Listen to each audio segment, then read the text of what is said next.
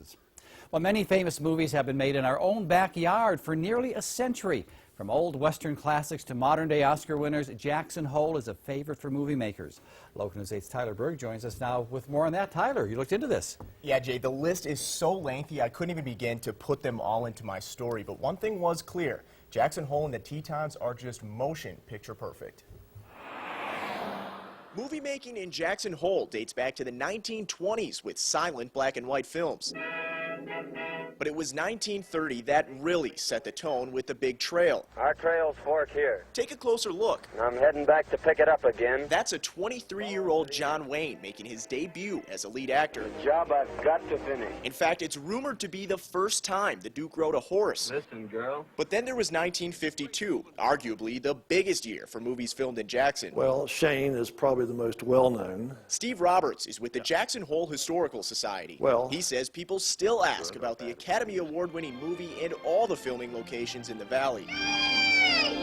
It's my favorite movie, they will say. I've watched this hundreds of times. 52 also brought The Big Sky, featuring Kirk Douglas. Rough, tough, adventurous. The 60s, though, brought a different genre. A popular drama with beautiful Teton views called Spencer's Mountain.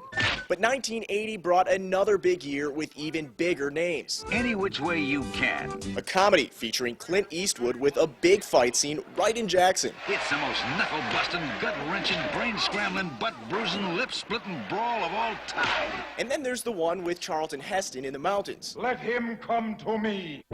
Okay, not that one. Beavers getting mighty scarce, Iron Belly. That one. The fur trapping movie simply called The Mountain Men.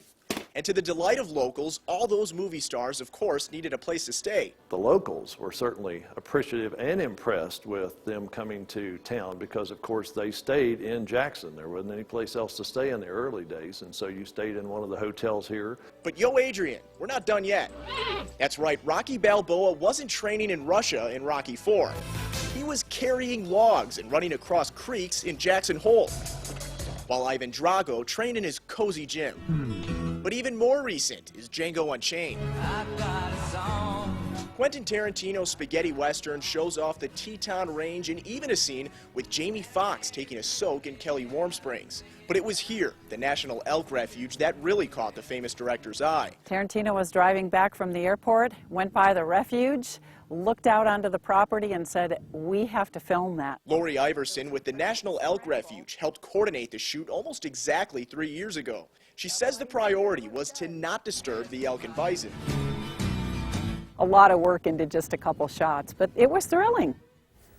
A man by the name of Walt Farmer was the expert on filming in Jackson Hole. The whole community knew him. He passed away last year, so we do want to give him a lot of credit for keeping that together. But Jay, what an amazing history in Jackson Hole. I learned so much. Well, yeah, and I've seen that occasionally in films. I didn't realize just how extensive it was. So and the list goes on and on. There's so many more. Yeah. All right. Thank you very much, Tyler.